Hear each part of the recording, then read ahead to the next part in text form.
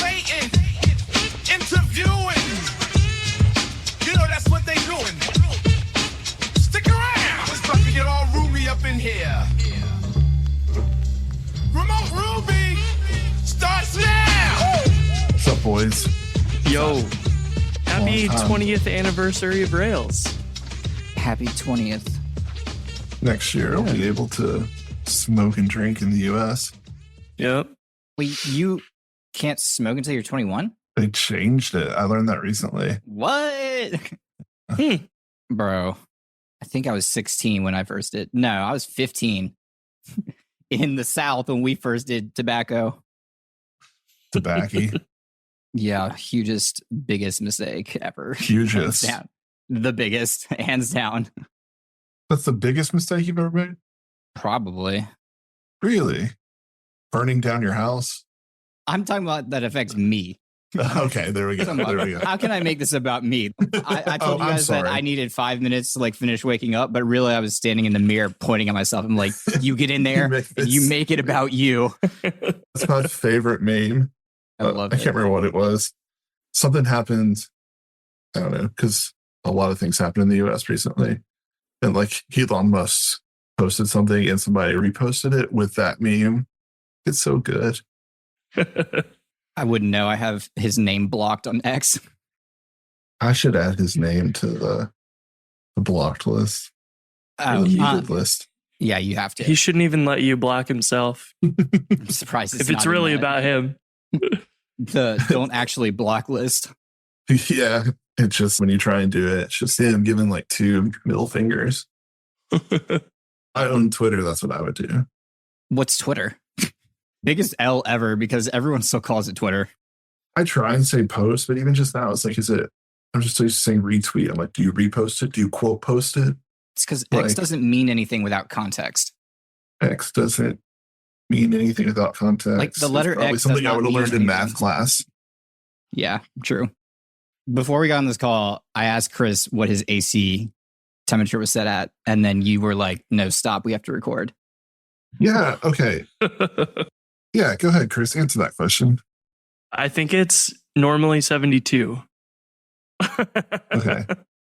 I think he's going to hate what I'm about to say. Dude, 72. When my mom was like, we're going to cheer ourselves like true kings for 10 minutes, she would put the heater on 72. And then it would go back to 65. So I don't know. 72 on the AC in the winter. Jeez, Wait. See, Wait, summer. We get a cheat though because we have geothermal. So it pumps fluid into the ground that's 55 or whatever, way down deep. And so that basically sets our baseline in the winter and the summer. So we can just use that. And then we only have to pay the difference between going from there to 72 or whatever. So like our AC and everything, the bills are not that bad, which is nice. Are you fracking under your house? Is that what you just told us? Maybe. I heard something about shooting fluids into the earth. Have you not heard of geothermal? No, I don't know. Basically, I know what it they means. drill in our front yard. They drilled 10 different almost wells, but it's a closed loop. So it's just a pipe that goes down there with fluids that get pumped to collect the ground temperature and then back into the house. And it uses that to heat and cool our air, but it keeps a baseline 55 instead of fighting 100 some degree weather outside or -10 in the winters or whatever. So it's pretty cool. It's just take advantage of the ground you got. I wonder if that's made its way over here yet. Yeah, I don't know. I'm not sure if it works everywhere as efficiently or not. Or a bit lower. Yeah. I have friends that have geothermal that's flat across their front lawn and stuff, a foot or something underneath the grass, which helps, but it doesn't help. I don't think as much as going down these really deep well holes and stuff, but it's cool. It's a really efficient. We're able to keep our house at 72 and our bills are cheaper than my parents' electricity bills and stuff. And their house is way smaller. So we lucky. I'll eat saltine crackers to keep it where I keep it, Mm. which is 66. Saltine crackers in the ground. You guys haven't keep- asked me yet. You posted a picture, and so Oh. I know where this is going. Yeah, I keep my AC on 82. I will literally never visit you. I would be sweating inside. 72 is too warm for me in the summer. No. I had to evolve to survive, boys. The first electric bill I got, because I moved here during the summer. All right, so I'm going to learn to deal with this because I grew up in a house where you didn't touch the thermostat, dude. And when I got that AC bill, that was not going to work. Well, I carry a lot more padding in my body, so I get a little warmer than you do.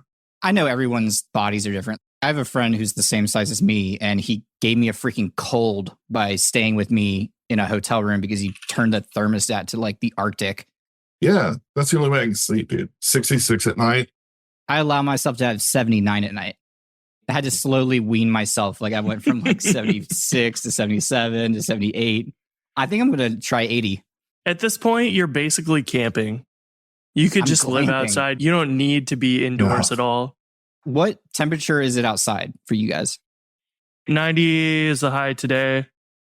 Your AC is about 20 degrees from outside.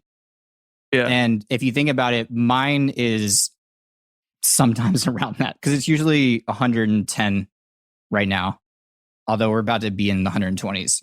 So if you think about it, it's not that far off if you adjust for the climate. Yeah. And it's how humid there. Because It's that's a not big humid part at of all. this. See, it's humid as hell here, which is Let me why see. 90 feels way more gross because you're just sweating all the time. We're in our stormy season, so it rains at night sometimes. I don't even see a humidity like number in the weather app. Our high today is 96 degrees and with 83% humidity. Our humidity is pretty high right now. It's 65, but that's the highest it's been in a while. It'll be down in the 20s later.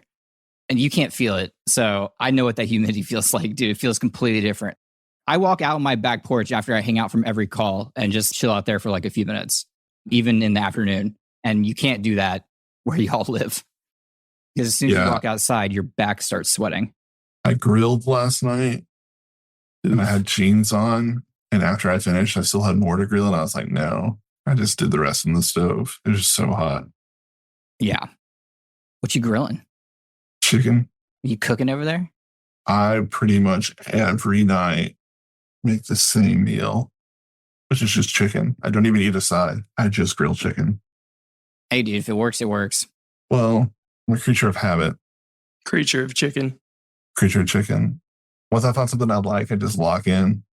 I used to do the same thing. Now I just do Blue Apron, but I would be doing the exact same thing. The conversation that Shannon and I both hate the most at night is, what are we doing for dinner? We'll still meal plan and still ask that question. And it just takes away like one more decision. I completely understand. I'm trying to gauge how dramatic I want this to be. The most dramatic. Give me 12. Let's do it. I believe doing everything on 12. I need the Ric Flair music from him walking out wrestling. Boys, boys, boys, boys, boys, boys. I need eye contact. I'm looking at you. You can't tell because my camera's up in the corner. It's happened. Authentication scaffolding Oh, Partly done. is on its way in Rails. Yeah. I don't have a reason to be on this podcast anymore because I no longer have an agenda to push. I was reading through it the other day when it was just authentication, but no, it was like the session sign in, but no registration, no password Right. resets, no nothing. And I was like, this is kind of surprising. I expected it to be all kind of in one PR or whatever. But my favorite little tidbit in there that I saw so far was by default, it requires authentication. And then you say allow unauthenticated access to skip that before action, which makes a lot of sense for most applications instead of having to go through every single controller and say before action authenticate user like you do with Devise.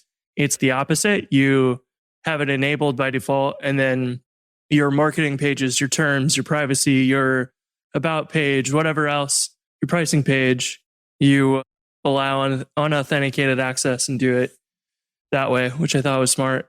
It's a good way of doing it. I looked away and just listened to you talk. And you're so good at talking, but you're also able to talk kind of quickly. And I thought, holy hell, imagine someone listening to this at 1.5, 1.75. It would be like you were just zooming. You listen to stuff at 2.5, Andrew? I'm zooming right now with you guys. Honestly, sometimes I get frustrated talking to y'all in real time because I'm so used to hearing your voices much more sped up. Yes, we are very slow. How often do you listen to my voice recorded versus talking to me in person?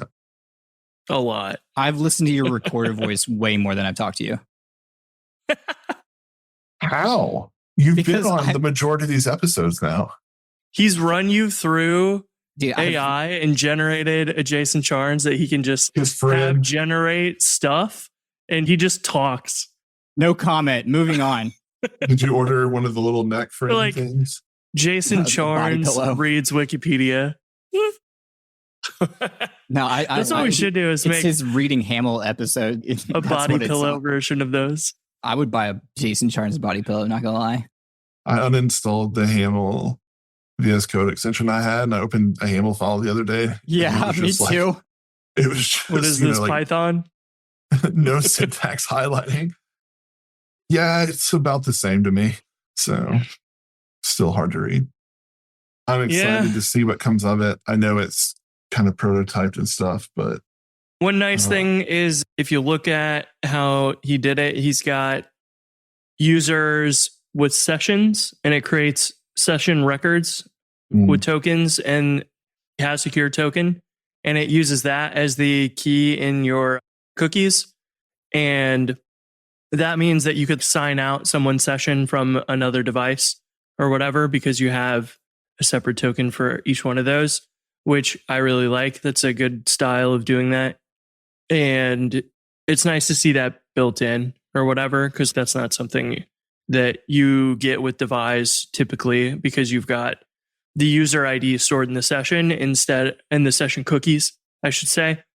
But the sessions are not log outable. You can't force somebody to log out of a different device because it's just storing the user ID directly. So this is a nice way of doing it. That's how it should be, which I like. So I'm glad to see that in there. Andrew apparently didn't even know about it. To quote him in the chat, because he's not an effing nerd. So that's true.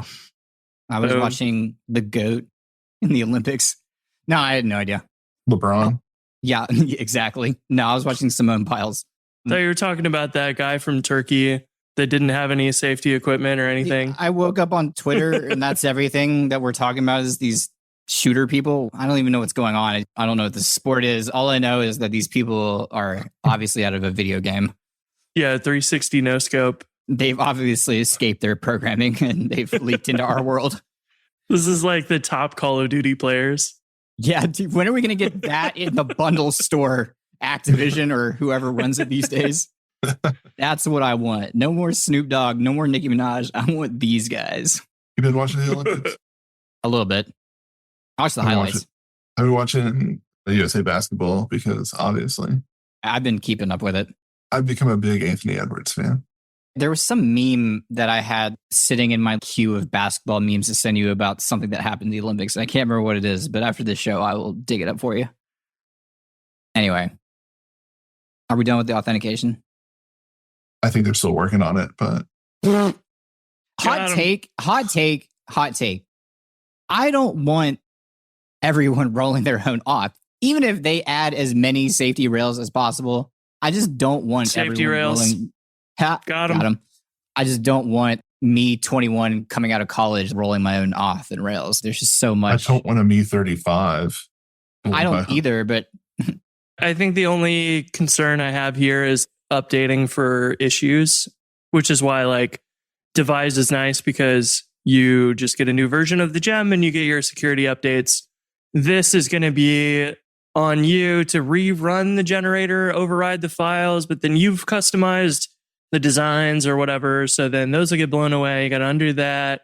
And I can see this being, if you've customized it, being a pain, and people will probably not apply those security updates. And then they've got to like communicate those in Rails releases. It might fix a bug, and then we have to wait 6 months or a year or whatever for that security update to be released in the next version of Rails for you to run the generator again. I have my concerns about that stuff. I really do like the way that he's named a lot of these things that require authentication, request authentication.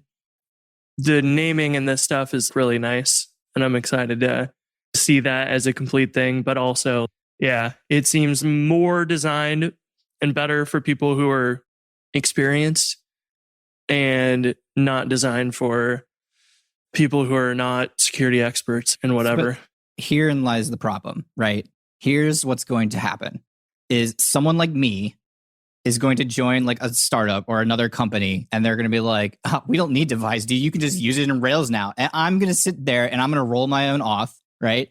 And then I'm going to go about my business. And because I'm a 10x developer, I'm going to roll off the team in like a month or two.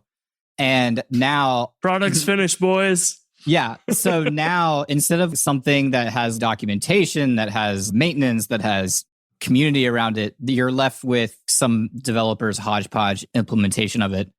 And I just worry that could make maintainership of some people who decide to try this more difficult. I feel like the majority of people should not roll their own auth. There are 100% big reasons why you would want to. And when you're at that level of scale, you know you're at that level of scale. But I feel like the majority of people should not do this.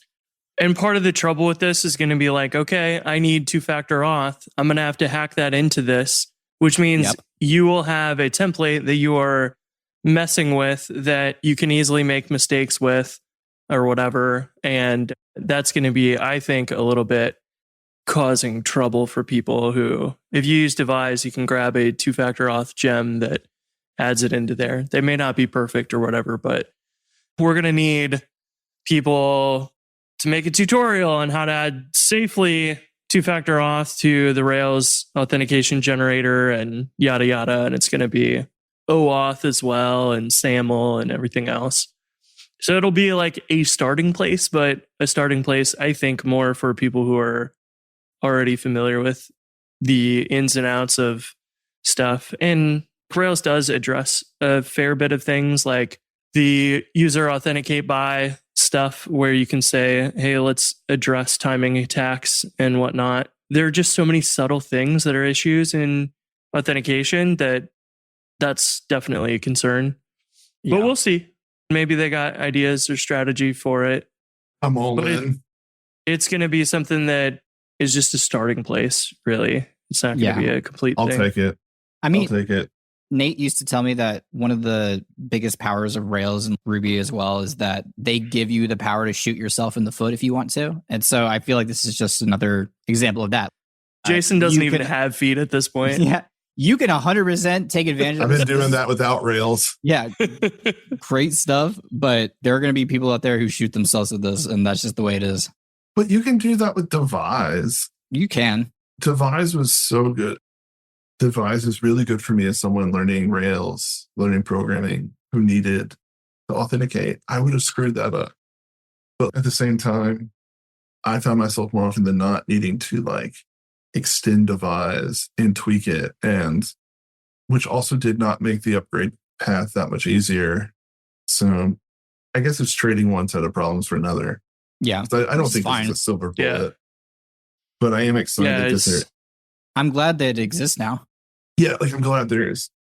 Well, it's the thing I like about Laravel so much, not authentication in particular. It's just that there's ways to do things that are kind of like blessed by the framework, right? It just feels like that's the benefit of blessed this by Rails. Yeah, this will be great because, for one, the users separate from sessions alone is a fantastic improvement. And that kind of thing makes a big difference when you're starting. You don't have to make those types of decisions. You get to figure out, okay, we need SAML, a single sign-on or two-factor auth or whatever. Let's implement that, but we don't have to worry about the foundations. So long as they got a good way of releasing security updates and other things on a timely schedule. You don't want to have to wait 6 months for security fix or whatever, or have to just keep an eye on Rails main and backport yourself all the time. That would be frustrating. Yeah. Yo, quick question for you. Do you want higher clarity into production but don't have the time to become a wizard in observability? Honeybadger Insights is exactly what you need. Forget the old school trio of logs, metrics, and traces. We're talking structured events that don't just sit there. They're your treasure map to solving mysteries in your app. With Honeybadger, sling your logs and events into the mix and voila, you just unlock the power of Honeybadger's new query language, BadgerQL. It's like having a conversation with your data.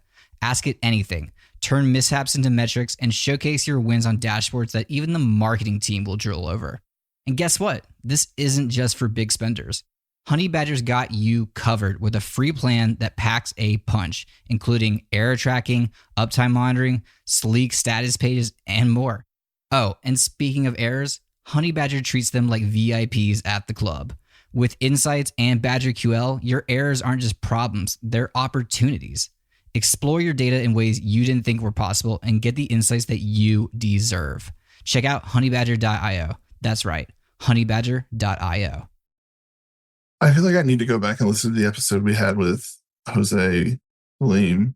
He wrote Devise, subsequently then created Elixir, subsequently then built an authentication generator for Phoenix, much like we're doing in Rails now. And so like I would like to go back in here, refresh I imagine myself.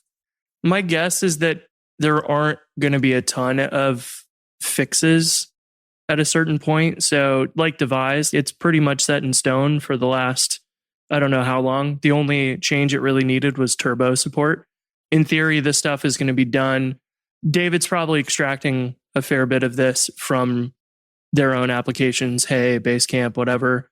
And so this is probably already pretty battle tested for the most part. So in theory, we won't have a ton of issues, I'm guessing.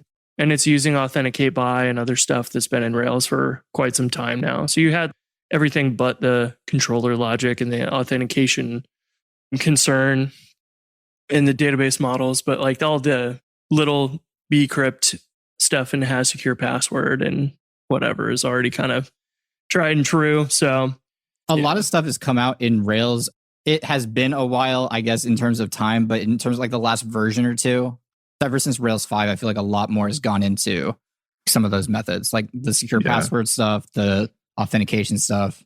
Especially over the last few years, I feel like they just like kind of slowly, maybe it was like when Rails 7 came out. Yeah, they just started dripping in a lot more really nice things in that area. So yeah, it's made this a lot more easy to do. Chris, you kind of probably deal. I deal. For sure I deal all kinds of things. You probably deal with this. I mean, you have experience in that because with Jumpstart Pro, you have a Git repo that you continually update. And so for people to update against it, is that then like rebasing against the Jumpstart Pro code base? Or is that then they'll merge? There's effectively shares the same history as ours, so they can fetch from that upstream anytime and merge in things. So instead of merging in the changes, so like if we do move from Devise to this, which I would like to do at some point, I think that would be great. They would just git merge Jumpstart into their repo. Any customizations they'll have will be in a merge conflict, so they can choose which they want. And effectively upgrading this in Rails 8.1, if there's some changes to the controllers or something, you'll probably rerun the generator, override your stuff, and then git diff it and go back and, I need to keep these things or whatever. Or when you run the generators, if you don't like force, it'll be like, hey, these files conflict. Which one do you want? And you'll apply those changes. So it won't be as clean, but one of the nice things for us, like if in Jumpstart we move to this, then we will be applying the patches as they roll into Rails main. So then people will get those security updates pretty much right away, unless there's internal changes to Authenticate By or something like that. But for the most part, it's our process makes it really easy to upgrade. The only big challenge is the views, which I think we're going to move into our gem and then you override the views. And we don't change the instance variables very often. So that way you can override the views, change the layouts, change everything, the colors, whatever the heck you want. That becomes the biggest thing. If you're like, I want vertical navbar instead of a horizontal one at the top, then that becomes kind of a pain for you, which is just the nature of most things like that. Yeah, I guess it is different too, because you're actually just working against a repo. You have Git history. I'm sure there eventually will be some kind of like thing to regenerate one of these files, and then you can view the differences, view the conflicts and things like that. And you'll have it in Git yourself, so you'll have your original copy. When you generate a model in a namespace and there's a conflicting base level, what do you want to do here? So I'm sure there's options. Chances are people are not going to heavily customize these controllers.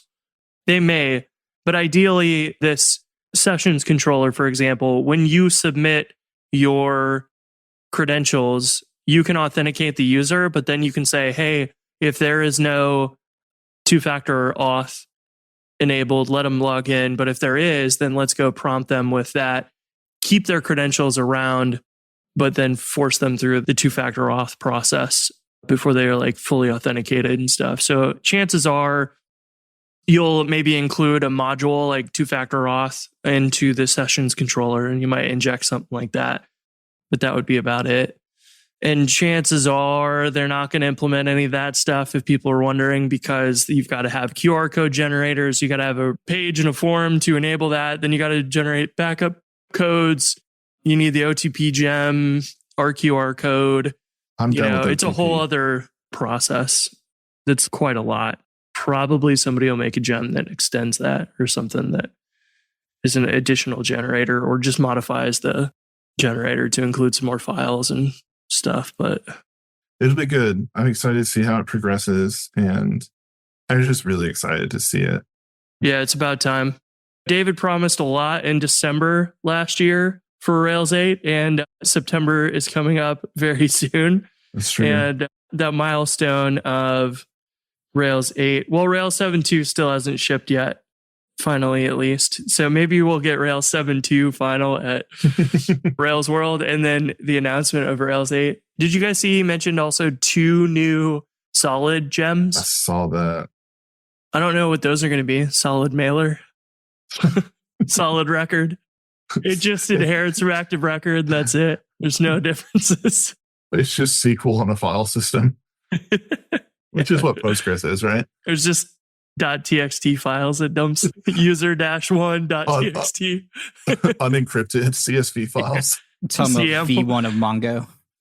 Yeah, JSON files. That's it. Just dump them.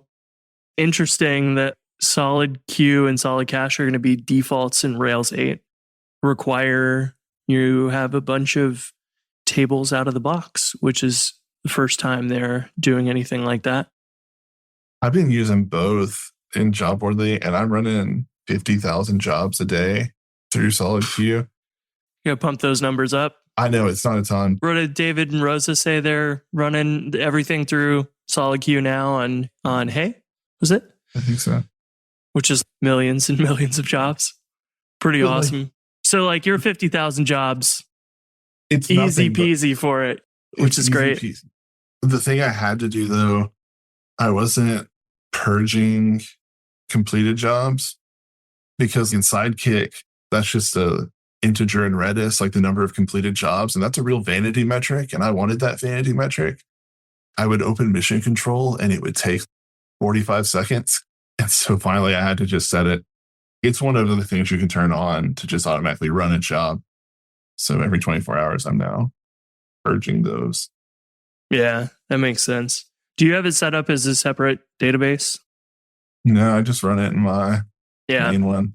I just did a video on Rails 7.2s. Have you seen that? Where it prevents jobs inside of a transaction from getting queued up? Yes. Genius. Love that. I'm so glad that we have that. But I went to go show the problem with Solid Queue, but writing to the same database with that just meant that the stuff wrote to the database, and then the job also wrote to the database. And so it never had the problem. And I was like, oh, dang. So then I had to use Sidekick for it. showing that issue or whatever. If people don't realize, when you are in a transaction, the database will give you an ID back for the record you create during the transaction, but it's not actually persisted and queryable until after the transaction finishes. So because the jobs were being inserted to the database, it just worked. And I was like, that's weird. And then going to Sidekick, you get the ID and then you send it over to a job to run. And then it tries to query the database for that ID that hasn't been persisted yet. So it is a really slick improvement. I'm very happy with how that turned out. Just something that I remember always use after create commit. You learn those things. And sometimes you just get lucky and the job works fine because it takes a second for the job to get picked up and you never notice until production. So just one of those things that's, hey, you never have to think about this ever again. Throw your jobs in an after create callback. I dare you. It'll be fine. I don't want my voice to be heard after that. So All right. that gives me bad vibes. I'm trying to remember. That's why I'm like stuttering a bit, is because I'm pretty sure I had this exact conversation recently and I just didn't really want to do it. I wanted it to be explicit.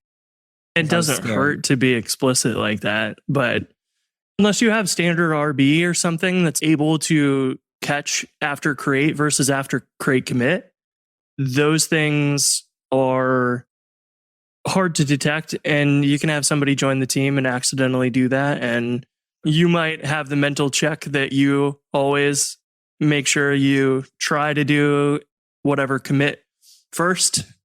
But there are times where you need the other option as well for different reasons, not for jobs, but it's easy to make that mistake. So I like that Rails takes care of it for you.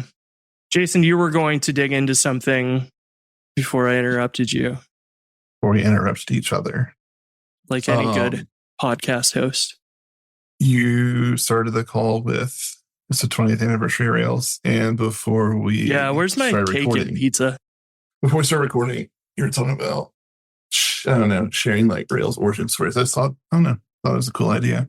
Thought we could use the rest of the time talking about it. Yeah, I posted in our Discord that it was the 20th anniversary of Rails. Wikipedia just says August 2004, but it doesn't say exactly what day. So it's the anniversary month. But I posted that in Discord and then was like, this would be fun to have people share their origin stories when they got started and whatever. And there's a ton of interesting stuff. Somebody here started in 2005. I started in 2010. Tons of people around the same era as me. But the people who are there in the really early days are what I'm jealous of. 2004s, 5s, and whatever. There are some special times that we never got to experience. Mostly because Andrew wasn't even born then. I was going to say, do people who were around back then even remember that time? It was so long ago, they probably some memory issues. Those gray beards. Yeah, those people you see without the colorful keyboards, those people. Yeah, their monitors were the green and black back in the day. They sit down with a single laptop and just... Did they even have laptops back then? Nah, dude. I'm pretty sure you had to carry your monitor with you to work. Yeah, and it was a box. I have the dial-up sound embedded in my brain, and sometimes it seeps into my nightmares. I was talking to someone about this recently. Oh my gosh, someone who... Was it on this podcast? Someone who had been to like some of the earlier Rails comps, Ruby comps. Was it on this podcast? It sounds familiar, yes. It sounds real familiar, dude. I'm not going to lie. And we're all just sitting here like, was I disassociating on that day? We haven't had a guest in 2 months. We had that Ruby comp. Oh, it was Jim. He's the first person that came to mind when you said that. Yeah. Speaking of, yesterday was the last day to get early bird RubyConf tickets, so it's too late. Sucker. Your loss. L. You have to support the conference at full price now. Do better. I gotta get to Rails World before I can even think about RubyConf. Yeah, same. Have you even bought a plane ticket for Rails World, Andrew? Oh. If I tell you why I haven't, it won't make sense to you. But trust me, there is a reason why. And it has to do with credit cards and this nice woman I met on the plane home from Vermont who taught me how to be treated like royalty on the airplane. You're waiting to get your credit card bonus. I got an American Airlines credit card so that I can get priority boarding every time and other free stuff. Priority boarding on American with that card, because I used to have that 5. card, is Route 5. Yeah, dude, that's fine. No. What are you talking about? No, there's 4 more groups in front of you. That's not priority. That's I don't care. Those are the ones that go in like the very front, right? If you rent a child to take Rent with you, a then- child is nuts. I got one Continue. you could borrow. We have had the pleasure of every day walking in to pick him up from daycare, and they're like, "Hey, we've got an incident report for you. Either someone stole his binky and he bit them to get it back, Hell yeah. or they bit him or something." And yeah, If you're not fighting in preschool, then life is not going to work out. So yeah. all power. I mean, got in fist maybe fights in we preschool. shouldn't have introduced him to Fight Club so young, but Mortal like, Kombat. He's that's what y'all do before bed. He just watches you play he Mortal just Kombat. his first word was Hadouken. Oh no. Not the spammer. holy Lord. Yeah. So 20 years of Rails. 20 years of Yeah, Rails. 20 years of Rails. My first thing was working for a professor in, I think, 2010. I'm doing moonzoo.org and Zooniverse stuff. Back when Active Resource was a thing, we had an API to another Rails app that would download records, pretending to be Active Record through an API, which was a bad idea. And then shortly disappeared from Rails afterwards. And then I actually still have the source code. I found it on GitHub this morning. The first real like Rails project I started from scratch was our senior project. I built a campus tour scheduling calendar app thing for the admissions department, which they used and paid me for 5 years. So instead of me paying the school to go to college, they paid me, which was brilliant. But did you come out in the plus or the minus? I can't remember how many years they paid me, but it was like $5,000 a year for like 3 Tuition's years like or something. 20 to So, 50. Yeah. So I maybe got 1 year free of college. I remember I think I had $15,000 of student loans afterwards. And so it evened that out pretty much, which anything like that is a win in my book. How about you? Start with Andrew. I feel like I've told this story so many times, but I'm going to tell it again. I did a design internship in college because life wasn't going where I wanted it to go. And I literally stumbled into a Rails shop, unbeknownst to me at the time. And a guy walked into the design office and he looked at me and he's like, "You know HTML?"